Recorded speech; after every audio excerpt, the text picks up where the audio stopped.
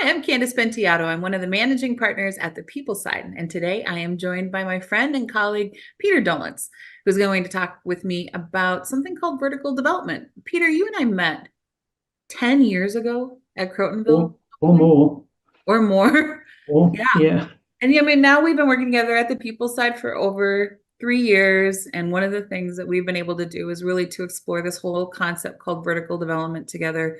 You've really dove into it.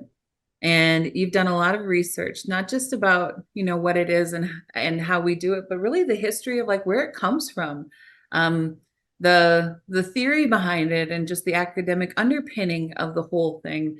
And you can get pretty heady when you talk about this idea, because what we're talking about is the expansiveness of the adult mind and its ability to take on different perspectives and fundamentally just change our worldviews and ways of being over time. And I think it would be really helpful if, despite the fact that you're one of the smartest guys I know, and one of the most curious minds out there, if you could just say, like, in the most simple way possible, what you think vertical development is and why you think it matters right now for those of us who are practicing development Oh, and for people who are just leading right now. no easy questions with you, Candice.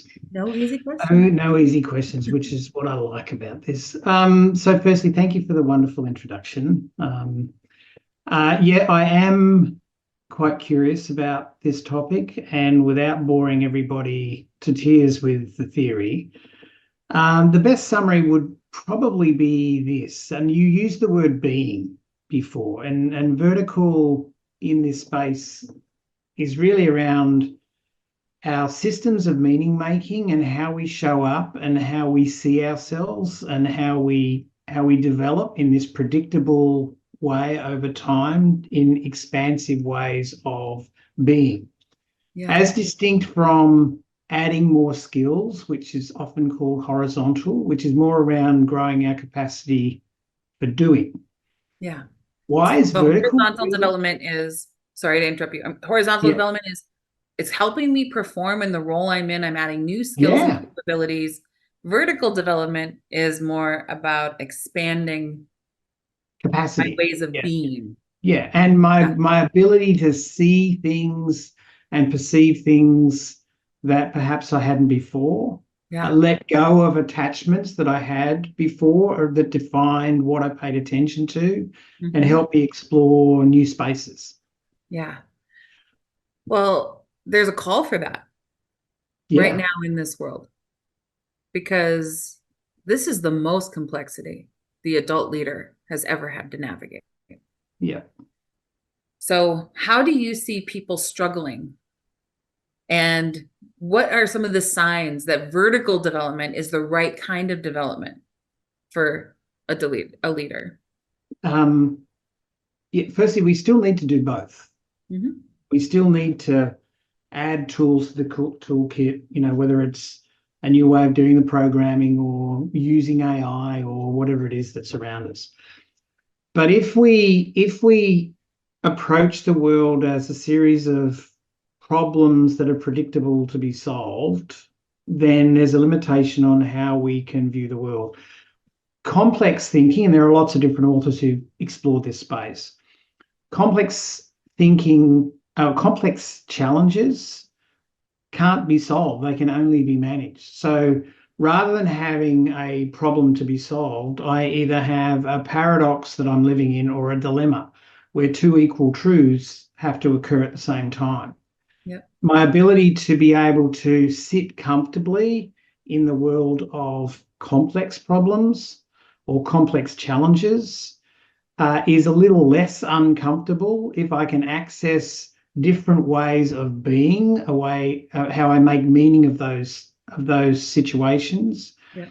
that allow me to navigate and move forward.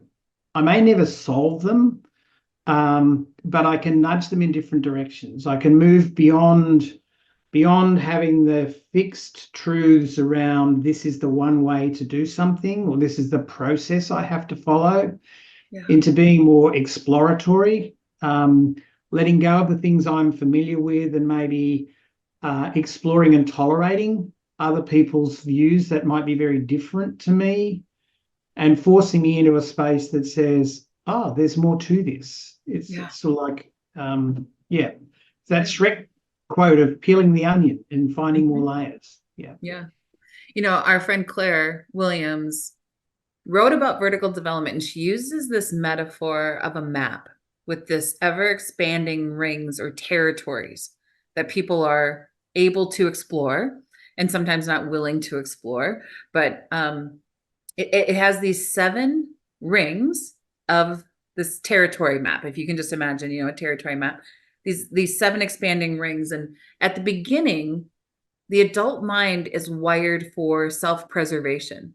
And the first stage of vertical development that you're talking about is this opportunist mindset. Just talk a little bit about like what's that difference between the opportunist versus maybe the stage 2, which is more of a diplomat. So opportunist, and this is typical in children, but more, there's still a small number of adults who have this, but it's really around self-preservation. Yeah. How do I take a situation and turn it into something that works just for me, purely out of self-interest? I might manipulate a situation to get what I want. It's in a business sense, it can be quite disruptive and maybe less, it's certainly non-team building type behavior. Yeah. I move into that diplomat next level where, and it's typical, we do this when we join organizations and new teams, where we want to be part of the group. We want to be accepted. So what I do is I make sure I follow group norms. My territory expands to say, well, what's important to you and how do I fit in to this group? And how do I become part of the group? And I'm subject to the way the group operates. I'm captive in that group. Yeah. You may expand that territory beyond that, and we start getting a sense of identity. Yeah. I'm just imagining and remembering leaders who are maybe still attached to, craving that sense of belonging and normative behavior with a group, and didn't grow beyond that stage of development. But that, you know, eventually the expansion of that mindset means releasing your need for the thing, right? I can operate without being accepted by others. I can let go of that, and I can elevate into and expand territories that may not be as acceptable, right? That's the difference of a way of being.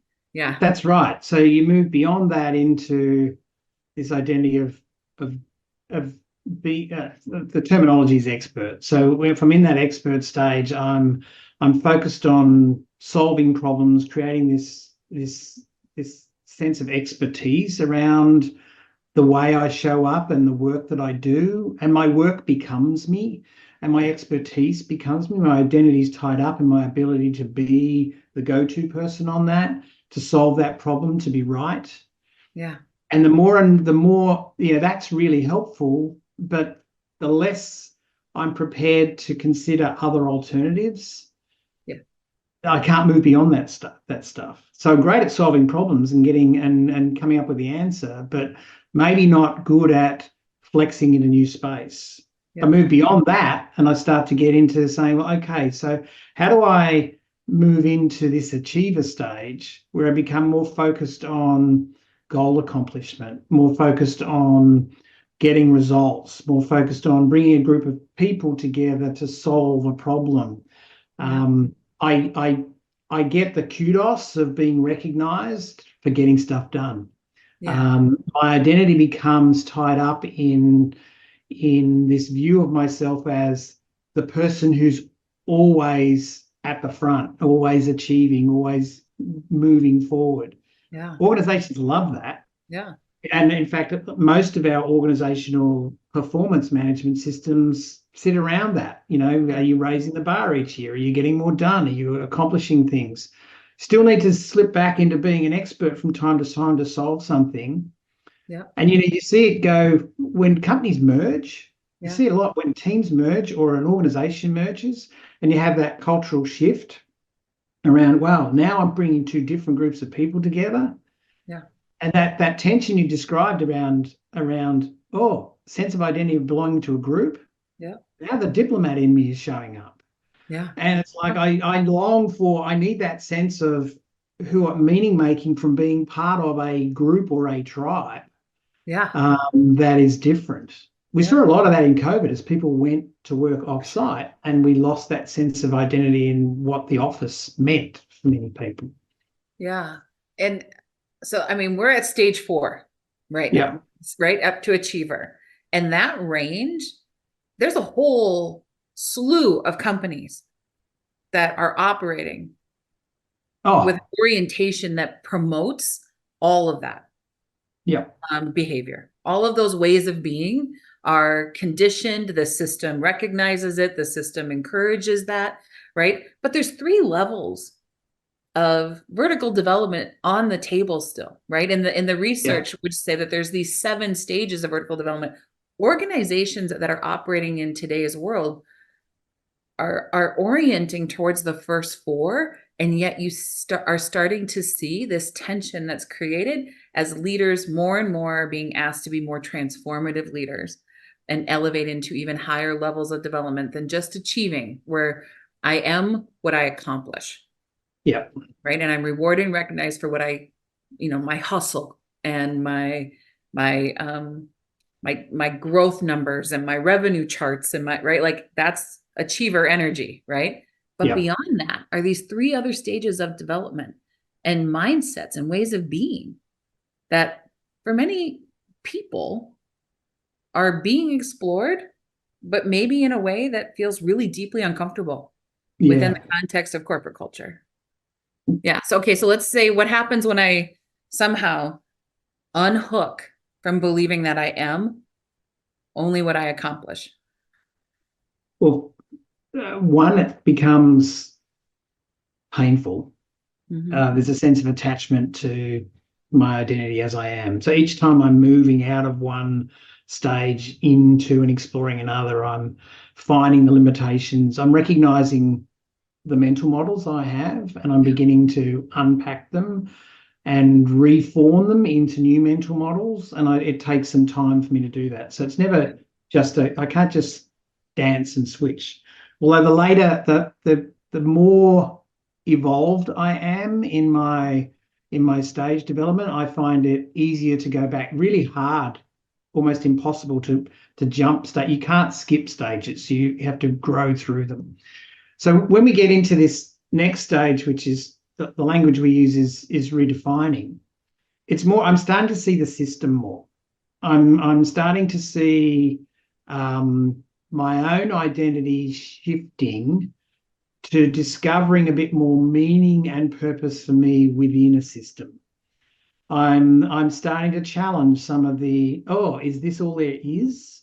Yeah. You often see this in leaders who've been in an organization for a while and maybe feeling a bit of state, or they're at that stage of their life where their priorities and motivation changes, and they're becoming, maybe the organization goes this way and their purpose is over here somewhere, and they're starting to say, well, the divide is different. Yeah. You mentioned before, and this is probably I think there's roughly 10% of the adult population get to this stage. Probably way over 70 is in those first 4 earlier stages. Yeah. And it's tough.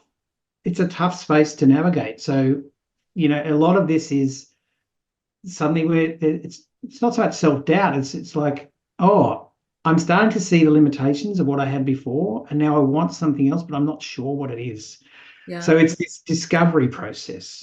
Yeah. This is where people get lost in the wilderness, honestly. And it's, it's a coaching commercial. We feel that happening when people are stuck in the redefining stage, that it's like, you need a guide, you need mentors, you need people who are at a different stage of development above you to shepherd you through the wilderness of redefining. Yeah. And that that is really critical here, is that you don't want organizations, particularly if they're trying to, as you described, to become something different, to transform their way. They need people in this space. They need people in redefining who are much more able to innovate, to explore more. Yeah. But they can often become really disillusioned when their system that they're in, they recognize as the system is now containing me or holding me back. Yeah.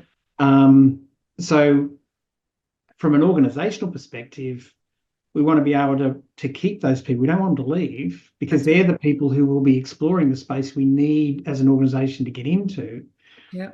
But we have to recognize that they are experiencing, they're not sensing, they're feeling it real. They're experiencing the tension Yeah. more than the person who's on the hamster wheel achieving. Yep. That's So right. how can we be gentle to a degree to allow that space for them to grow into, Yeah. to the old system of exploring or even performance management around how much you achieve versus we don't have systems that reward experimentation and failure as much. And we have systems that sort of work against us when we do things that aren't achieving the bottom line. We Yep. recognize what we have to, but how do we help some leaders Yeah. exploring this space? Because if you eventually want to be able to navigate your organization into a more complex environment, you need people who are prepared to question, Yeah. prepared to challenge different perspectives and say, hey, what we did before might be okay. But if my context is in this complex situation, you can't solve complexity by taking a problem-solving approach. You That's need right. to explore and experiment. Yeah. On the other side of redefining is a transformative stage of development. And talk about what a transformative leader has access to and what motivates them. Wow. Okay. So transformative leaders can sometimes be seen as a bit wishy-washy because they have the ability to see not only the different perspectives that a redefining leader does, but the natural limitations of each and every system. So in this situation, it calls me to show up this way, but I recognize that within my own view of the world, there's a limit to my thinking on this. There's a limit to the effectiveness of that. Yep. So it can become very confusing for people who in the organization are looking for clear direction and process to follow. Yeah. So the transformative leader is really able to transform an organization because they have this ability to connect all the dots. Yeah. Before that, after that we get to alchemical, which I think the literature says is like 1% of the population ever gets to this stage. Yeah. So very rare for us to have alchemical leaders in our organization. But if we want to become something different as an organization, Yeah. transformative leaders Yeah. need that ability to be able to see the big picture, adapt really well, but also come back and be grounded when it needs to be. Yeah. I think about them as, talk about complexity thinkers. They're systemic thinkers. Intersections are visible to them. They're able to appreciate the nuance of things. So no longer does it become, should we insource this or outsource this? It is, this is the whole system. Let's insource this element. Let's outsource this element. Like they can start to hold multiple truths at the same time. And that's where true evolutionary thinking is the natural progression of something, right? It's faster, better, quicker, whatever. Revolutionary thinking, game changer thinking, Yeah, is they'll transformative.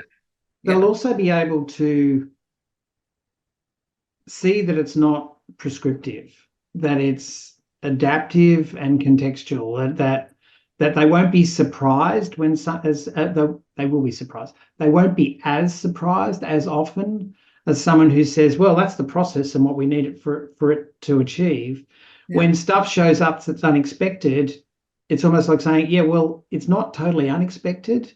Yeah. We can expect to see that. So we shouldn't be dismayed by it or distracted by it because that's part of the system. Yeah. And where we're trying to get this piece of use insourcing out, insourcing might be really good for this, Yeah. but less applicable for this. Yeah. So we want to, and then being able to coach and lead people through why it's not just one thing, Yeah. and be able to flex along that that dilemma, if you like, Yeah. of how can it be both at the same time? Yeah. And yes, it's frustrating, but you recognize it for what it is, Yeah. not what it's making me become. Yeah. That's it. So, that's that taking it from subject and being able to hold as an object and look at it and say, oh, well, this is the thing.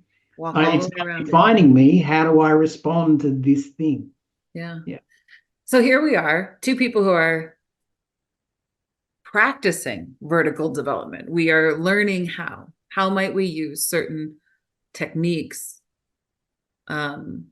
ways of reflecting, ways of being with leaders, helping them notice certain things, exposing them to new ideas and perspectives, right? Like, is it, how do you create the conditions for this, Peter? How do you create the conditions for vertical development to take place? Okay. So condition-wise, very well-known author on this, Nick Petrie, talks about three conditions for vertical growth. Heat experiences, and they're all interdependent. You can't do just one or two of the three. You have to do all three together. Yeah. Heat experiences. So how do I put myself in a situation where I am forcing myself to learn something new? It's uncomfortable, different degrees of heat where I'm either exploring or it's really spicy and I'm finding myself, wow, really challenging. This is unfamiliar territory for me, and I've got to relearn, let go of what I know and relearn. Yeah. He I talks love your about language of mild, medium, and spicy for that. yeah, Your yeah, heat and your heat experiences. I love that language. yeah, thank you. And then the ability to experience other people's perspectives. So colliding perspectives is the term Nick uses. So how do I expose myself to people who are approaching similar challenges in different ways? Yeah. And it might mean getting exposure to different types of leaders, people outside of my industry, um, industry type events that I might go to, or different ways of holding the space that people have found useful and being able to draw meaning out of that. Yeah. And then the third piece is this ability to have elevated sense making, which is really important for coaches to help us through. So how do I take those experiences of heat and colliding perspectives and sit down and reflect? And I like to use a different series of reflection questions with people. Yeah. We often reflect and say, well, what went well? What could be different? I tend to say, well, what did I pay attention to? What caught my attention? What was present that I paid no attention to or dismissed? Mm-hmm. What was not present that I expected to see? Yeah. What was missing that I was hoping to see? Yeah. And what was novel in there? Yeah. So getting me to really challenge the process by which I reflect, and not only from a factual what was present, but how did it make me feel? Yeah. What emotion? Where did it hurt in my body somewhere? Did I get tense when this came up? Did I have a visceral reaction to this? Yeah. Did I immediately jump to a conclusion? So pausing and reflecting on how it impacted me, not only what I paid attention to. Vertical coaching is different than yeah. The type of coaching that I think we were practicing for years. Yeah. Right. Like vertical coaching just has different ways, different approaches that allow for that elevated, like the pushing of the thinking into the next stages of development. Yeah. Oh, absolutely. And it's not to say that the traditional, I'll call them traditional coaching models like Grow are ineffective, but they're more suited to that horizontal space. I've got a problem that I'm facing and I need to solve it. But in that vertical space, what we're really looking for is what's the edge we're bumping up against in the way I make meaning around me, that I might want to jump over that edge and explore a bit more in that space to say, well, what if it didn't look like that? So how would I take an expert, somebody who's sort of gravitating towards expert like tendencies, behaviors, and say, well, what would it be? What would it be like if you weren't right, or if there were more than one right way to do this, or that there was a new approach which was better than the way you had done it before. Yeah. And that is going to invoke feelings of anxiety Discomfort. in somebody, because like, what do you mean Yeah. I'm not, my way's the wrong, my role has been superseded by technology, is something that's coming up a lot, where I'm losing that sense of it. So what else, if I can't be an expert in this, well, what am I? But Yeah. how do I help them move into a space of, well, how does it become less about being the expert and more about moving into that next stage of how do I get growth through achievement? How do I focus on getting accomplishment by taking different ways of doing things? So Yeah. coaching in this space is much more effective when done over a longer period of time, because growth is hard. Yeah. That's So right. we've got to be able to let people draw attention to what it is that, or sort of peel back the curtain, if you like, so people are looking at themselves rather than the issue, Yeah. and then asking themselves those questions around, well, okay, so what if, what would help me explore in that space, and then what do I pay attention to, how do I make sense of this, Yeah. how might I try something, and maybe the coach offers up some heat. Yeah. um, Yeah. Maybe we curate around heat experiences that are within their role or outside their role, that help them see what they can't see or are Yeah. blind to at the moment. Yeah. Yeah. I think of what people call the people side for sometimes. And, we want our leaders to be more innovative. We're transforming our ways of working. We need to start with blank pieces of paper. We're being deeply disruptive. We've reorged the entire place, and we need everybody to operate in a whole new way. And what we're up against are mindsets and ways of being, and Mm. not necessarily skills that they lack. Uh, Um, yeah. right. And so I think that there is this invitation to say there may be new conditions to create in the development of leaders today, to allow for this expansiveness of their mindset. That's the challenge that we may need to take on right now and tackle in the leadership development space, is not giving them new capabilities or more competence in the work itself, but new ways of looking at the world around them, and new ways of thinking and being. And so that's what gets me really excited, is because whenever we see tension and suffering and people like just tapping out, shutting down, feeling overwhelmed at work, we know that they're not performing. And that feels like an invitation into growth.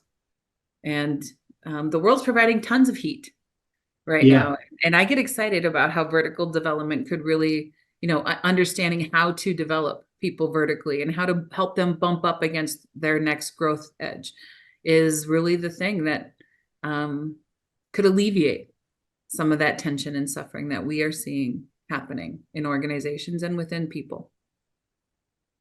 I agree, and I think you could play that out into the beyond the individual, and into that team space, Yeah.